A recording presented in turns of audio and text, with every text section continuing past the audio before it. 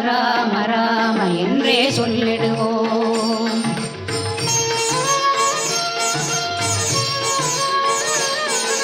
ராம ராம ராம என்றே சொல்லிடுவோம்.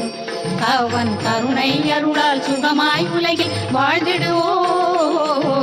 ராம ராம ராம என்றே சொல்லிடுவோம். அவன் கருணை அருளால் சுகமாய் உலகில் வாழ்ந்திடுவோம். ராம ராம ராம என்றே சொல்லிடுவோம். ஜய ஜய ராம சீதாராம ரகுபதி ராഘவ ராஜா ராம். ஜய ஜய ராம சீதாராம ரகுபதி ராഘவ ராஜா ராம்.